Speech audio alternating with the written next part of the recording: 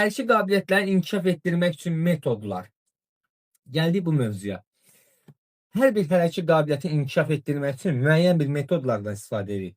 İlk öncə gəlin metodlarından tanış olaq. Deməli, metodlarımız hansılardır? İnterval, təkrar, oyun, dairəvi və onun da cəhdləri var burada.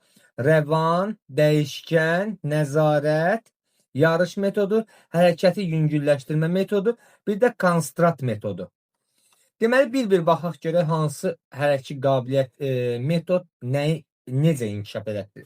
İnterval metodu ümumiyyətlə biz interval sözün bir də harda eşidirik? Kim deyə bilər? Mən həmən gözləyirəm. Yazın görək interval sözün biz fiziki tərbiyədə bir də harda işlədirik? Yəni sual cavabla gedək də. İntervalı biz bir də harda işlədirik?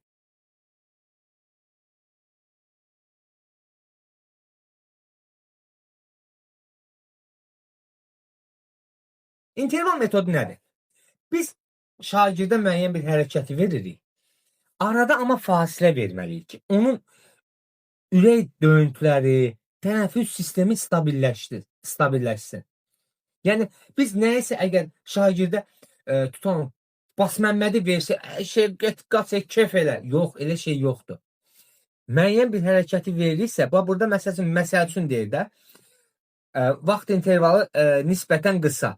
1-3 dəqiqəyə qədər olan. Məsələn, biz idmançını qaçırtdıqca 5 dəqiqə, bir dəqiqə interval veririk, fasilə veririk. İntervala həm də fasilə metodu da deyə bilərsiniz. Fasilələrlə. Yəni, biz bir məşqi yerinə getirirsə, ona görə idmançıya fasilələr verməliyik. Əgər biz, bax, burada nə deyir? Bir bu cümləni oxuyum. Deyir, lakin qısa vaxtda bu metoda uyğunlaşmaq mümkündür. Bu isə məşqin səmərəsini azaldır. Baxın, intervalı verdik. Amma hər dəfə, bu o deməkdir ki, hər dəfədə intervalla işləmək olmaz. Yəni, bir dəfə 3 dəqiqəlik məşq verdin, 30 saniyə dincəldik. Gələn səfər onu elə 4 dəqiqə dincəlməni amma saxla. Ya o birisi səfər məşq elə 5 dəqiqə hərəkətin təkrar verirsən metodu.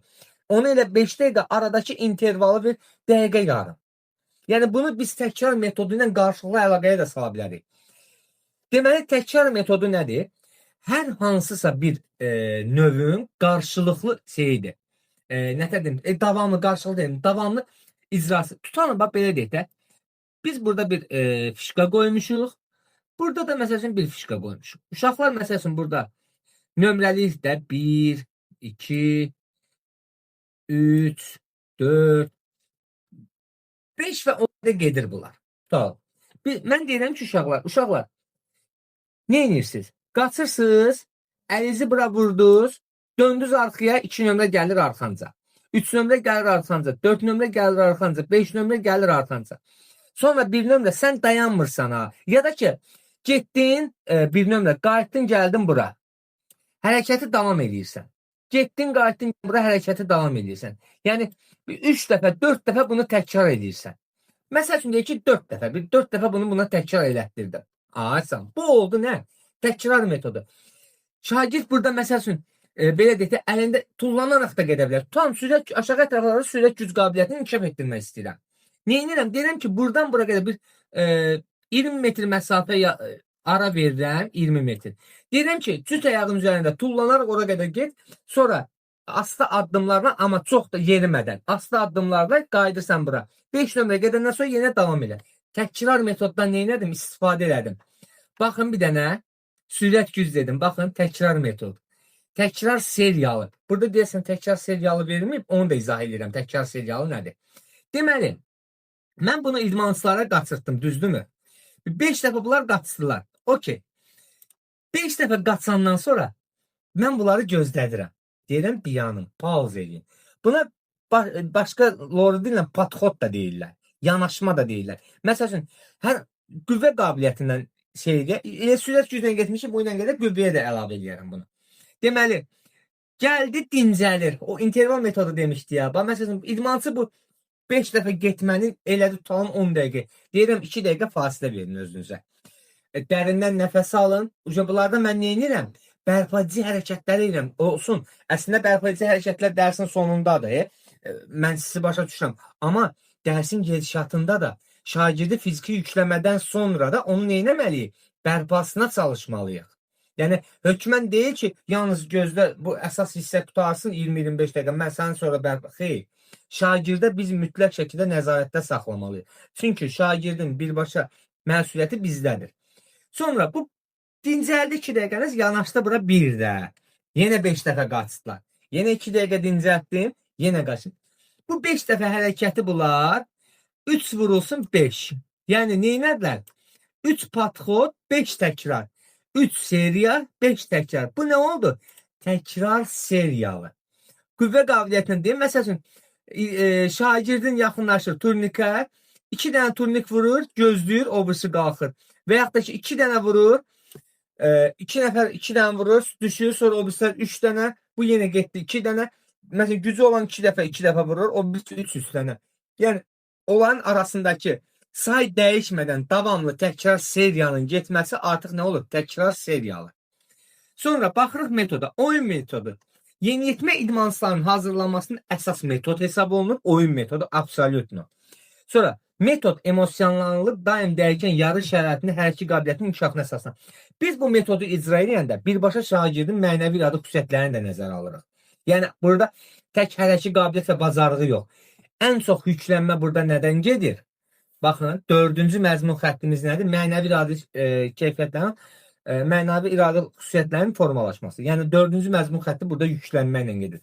Və plus da biz burada oyun metodunda, oyun nədir? Məsələn, şagirdlərdə çeviklik hərəkət qabiliyyətində, futbolda texniki taktik elmlər, texniki taktik elementlərdir və yaxud voleybolun texniki taktik elementlərdir. Və sondan eynirəm, uşaqlara bir oyun verirəm.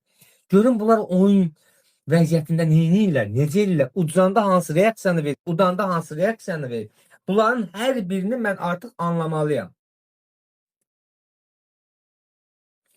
Sonra gəldik, davam edirik. Dairəvi metod. Dairəvi metod nədir? Adından bəllidir. Dairəvi metod. Baxın, dairəvi metodun çox gözəl bir gözəlliyi var. Adicə bir şey göstərim yuxarıya qalxaraq. Fikir verin, dairəvi metod harda var? Sürət, güc, bəq, sonra bunların heç bir yox, amma istifadə edə bilərik. Mən istəsə sizə onu desəm, necə istifadə edirik? Deməli, müəllimlər, dairəvi metoddan necə istifadə edirik? Tutalım, şagirdə deyirəm ki, şagirdi bir çuvalın içinə salıram. Baxın, belə bir şey çəkim, kvadrat. Şagird burada, abi necə, o çəkmək olmur. Deməli, tutalım, mən şagirdi bir çuvalın içinə salıram. İndi bunu yaza bilmədim. Baxın, şagirdi burada salıram bir çuvalın içinə. Deyirəm ki, addımlayaraq çuvalla bir yerdə, gəl bura qədər. Gəldi, okey. Hansı qabiliyyəti inkişaf etdirdim? Aşağı ətraflarda sürət güc qabiliyyətini. Sonra deyirəm ki, burada fişkalar qoyuram, bax, belə zigzag formasında, belə. Deyirəm ki, sonra çuvalı çıxar ayağından, tez bazar əlvi gətir vur bu fişkaya, sonra buna zigzag formasında. Yəni, şagird buradan qaçır bura, sonra bura, sonra bura, sonra bura, sonra bura, gəldi bura. Aha, okey. Sonra deyirəm ki, otur aşağı. Oturdu aşağı. 3 dənə jim vur. 3 dənə jimi vurdu. Hansı qabiliyyətə keçdin? Qüvvə hərəkət qabiliyyətinə. Okey. Artıq mən neçə dənə metodu hərəkət qabiliyyəti bilir. Ən azı 2 var da burada. Aşağı ətraflarda sürət güc, seviklik. Jim vurdurdun. Nə oldu? Jim vurdurdun da buna. Yəni bir neçə hərəkət qabiliyyəti birləşdirdin bunda. Jimi vurdun. Deyirəm, jimi vurandan sonra sürətlə gəl şeyə. Burada gimnastika plekanı var. Qalx ora, qalxdın mı? Ayaqları uzat, statik vəziyyətdə saxla. Neynədin? Bəq hərəkət qabiliyyəti. Düşəndən sonra bir dənə əl və topu alırsan, çiliyə gəldin bu sona doğru. Topu attın səbətə. Nə oldu? Çeviklik. Deməli, nədən istifadə edin? Sürət güc, çeviklik. Çeviklikdə, yəni koordinasiya, cəhdliyi inkişaf etdirdim. Sonra jim, qüvvə qabiliyyəti, gimnastika plekanında nə inkişaf etdirdim? Bəqi. Sonra axırda nə? Yenə çevikliyə gəldim. Mənim məqsədim nə idi? Şagirddə topun dəqiq atmağını öyrətmək istəyirəm. Amma bunu yorğunluq vəziyyətində istəyirəm amma. Ki, bunun mərkəzi sinir sistemini yükləmək istəyirəm ki, bu fikirləşsin ki, ay, mən yorğunam, yorulacam, nə bilim nə. Mənim məqsədim budur. Dairəvi hərəkət qabiliyyətinin də məqsədi budur. Baxın, bir sıra metodlardan istifadə etməklə xüsusi seçilmiş hərəkətlərin kompleks yerinə getirilməsiyle bu metoddan istifadə zamanı bir-biriyle əlaqəli hərəkət qabiliyyətinin inkişaf vərdişlərinin təkmilləşdirilməsi daha səmərəli həyata keçirilir.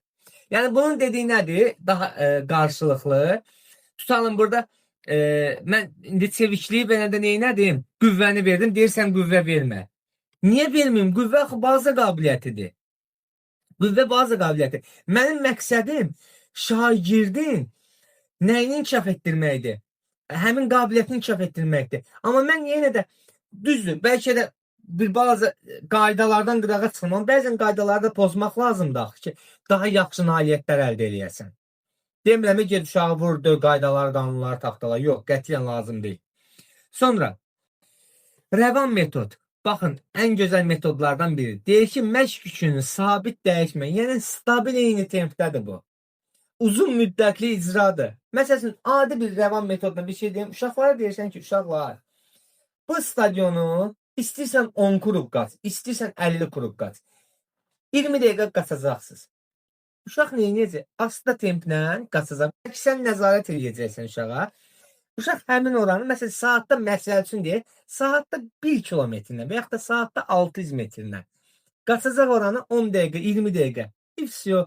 Yəni düzdür, o daha çox şey belə idmançıların məktəbi. Bizdə məsələn ən maksimum 6 dəqiqəlik qaçışdır. 6 dəqiqənin də dözümlük qabiliyyətində var ha. Həmin 6 dəqiqəni nə edirəm onun üçün? Yəni dözümlük qabiliyyətini inkişaf etdirmək istəyirəm də. Deyirəm, qaç asta templə. Qaçım rəvan, yəni dəyişməyən, stabil olan bir metoddur. Sonda dəyişkən. Məsəl üçün, mən uşaqlara, bax, indi burada metrəni ver, bunu vaxtla da eləmək olar. 6 dəqiqə qaçırmalıyam. Beynimdə tutmuşam ki, mən bu uşağı 6 dəqiqə qaçırdacam. Nə edirəm? Uşaq 45, hər dəqiqənin 45 saniyəsini orta temp verirəm, 15 saniyənin maksimum amplitudada. Deməli, 15 dəqiqəni neyinir?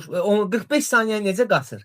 Saatda məsəl üçün deyirəm, rəqəmlər şeydir, həqiqəti əks etdirmir, yadınızda qalsın. Tutalım, uşaq qaçır saatda 2 ilə.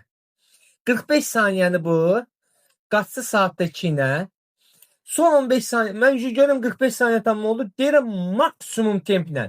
Bacardığınız qədər, bunu 4, 5, 6 fərqi yoxdur. Nə qədər bacarsan, o qədər sürətlə. Qaç ki, yəni 15 saniyə boyunca qaçır. Sonra 15 saniyə tamam oldu, tempi salıram yenə aşağıya, stabil vəziyyətə gətirirəm. Yəni burada nə edirəm? Hərəkətin icra tempini dəyişərək. İndi gəlin cümlələri oxuyaq. Mən bunları əzbər biləmdə oxumuram. Yəni oxumadan önce adım biləndə avtomatik bilirəm ki, nədən söhbət gedir. Demək, bu nədir? Deyir, bu metod qaçış prosesində və istənilən hərəkətin icrası zamanı məşqin intensivliyinin, tempinin, amplitudasının, qüvvə sərfinin məqsədə uyğun dəyişdirilməsi ilə fərqlənir. Aydın oldu? Tənəffüs sistemi üçün gərginlik yaradır. Bir yaxla dözümlük qabiliyyətində dedim, aerob, anaerob rejim. Anaerob rejim nədir?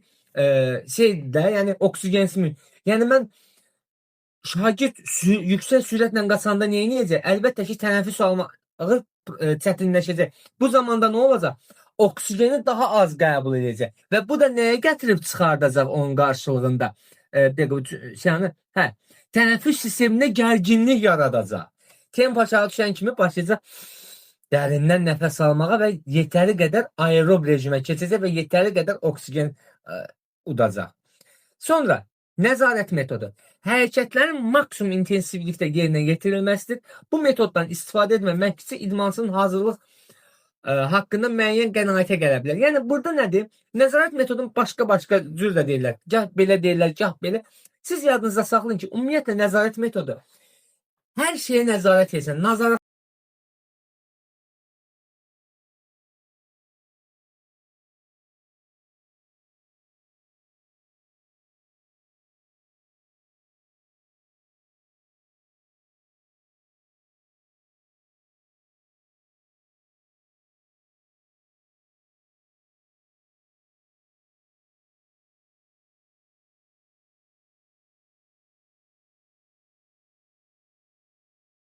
nəzarət edirsən də, belə deyək.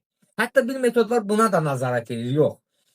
Baxın, hərəkətin maksimum intensivlikdə yerinə getirilməsidir. Okey. Mən idmançısını hazırlayıram. Oyun metodu, digər metod fərqi yoxdur.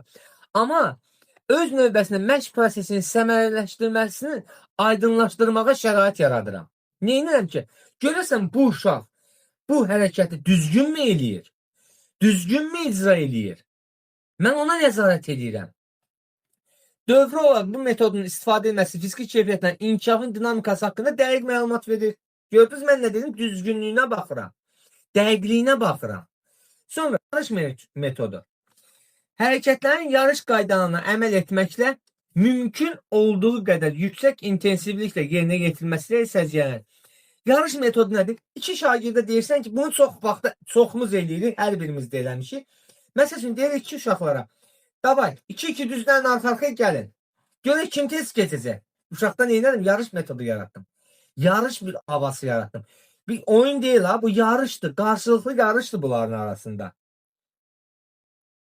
Rəvan metod ümumi dözümlükdə istifadə olunur müəllim, düzdür. Rəvan metod asta tempdir də. Yəni rəvan metoddan belə deyək ki, sözü böldüm, keçdim, qardaşın Kəmalə xanımın yazısını gördüm. Ona görə. Deməli rəvan metod həm də nə idi dedik? Stabil. Belə deyək də rəvan metodu mən adətən deyirəm ki, bu yaşlı adamlar gəzir parkda, zadda, asta templə. Ümumi dözümlükdə onlar üçün də inkişaf. Onların gəzməsidir. Gəzir məsələn 20 kuruq, 30 kuruq, 50 neyiniz tempo artırmır, azaltmır, öz üçün stabil gəzir. Hepsi. Sonra hərəkəti yüngülləşdirmə metodundan. Buna belə deyim, adından göründüyü kimi icra edilmək üçün seçilən hərəkətin asanlıqla. Məsələn, biz hər hansısa bir qüvvəni və yaxud da ki belə sürət qabiliyyətindən deyək və yaxud da hərəkətin tezliyindən deyək. Boksyorlara fikir vermişsiniz. Həm məşq vaxtı videolara girin baxın. Qollarına bir müəyyən bir ağırlıq asırlar. Və yaxud da ki sürət qabiliyyətindən sprintlər qaçmaq üçün arxalarına nə bağlayırlar? Jugut bağlayırlar. Hərəkəti ağırlaşdırırlar. Əvvəlcə məsəl üçün boksyor neyinir? Qoluna bağlayır 5 kiloqram, tutalım da məsəl üçün. Yumruq atır. Sonra onun 1 kiloqramını çıxarır. Atır 4 kiloqramla yumruğunu bu. Sonra 3'ü çıxardı. Neyini? Gedə hərəkətini yüngülləşdirir. Hərəkətin icra tempo artacaq ha. Amma o hansı ki ağırlıq vermiş daha. Onu eləyir. Bir növü budur. Bir növü də odur ki. Məsəl üçün mən əvvəl idmançıya deyirəm ki, gəl turnikin altına 10 dənə turnik elə. Elədi. Sonra deyirəm daha 2 dənə elə gördüm. Deyirəm əlimlə rahat getdi. Və yaxud da ki, bu 10 dənə turnik eləyəndə bunun belindən sallanıram. Sonra əlimi çəkirəm, rahat eləyir. Neynədir mən bunda? İkinci səbəb, mən bunda hərəkəti yüngülləşdirdim. Birinci ağır, sonra yüngül. Aydın oldu mu? Sonra bir saniye. Kiminsə nəsə sualı varsa bura qədər versin. Konstrat metodunda izah edeyim. Effektli metodlardan biri də konstrat metodudur. Bu çox vaxtı şeylərə düşür. Suallara düşmə ehtimalı böyükdür. Burada hərəkətlərin icrası ağırlaşdırılmış, normal yüngülləşdirilmiş şəraitdə yerinə getirir. Yəni, bu metod nədir? Sən hərəkəti ağırda verə bilərsən, normalda verə bilərsən, yüngül də verə bilərsən. Bildiyin şeyi elə. İstədiyi verə. Bir yaxdan deyək, dəyişkən metod, rəvan metod, nə bilim nə. Bunu olman qatmayın ha. Məsəl üçün, qüvvə qabiliyyətini inkişaf etdirsən, istəsən idmançı, şagird və həmin gün polnu yükləyə bilərsən. Məsələn, qaz yerişi, yerindən oturduğu vəziyyətdə tullanmalar, dalıcan aparırsan turnikə, sonra jimlyoja, oturdurmalar, yəni yükləyirsən, bir də başı neyirsən, ancaq 2 hərəkət elətdirsən, fasilə verirsən. Yəni intervalı uzun verirsən, yüngül verirsən və yaxud da ki, orta 3 hərəkət elətdirsən, arada bir balaca fasilələr verirsən. Bunun ən çox yüngülləşdirilmiş metodun saskavatdan xoşdur, yəni məşqdə çöplədənlər. Yəni məşqi yola verim getsin. Amma yox, yəni o səmərəli deyil. Burada ən səmərəlisi məncə ağırlaşdırılmış metoddur. Konstrat metodun tərəfdarı deyiləm, yalnız ağırlaşdırılmış metod.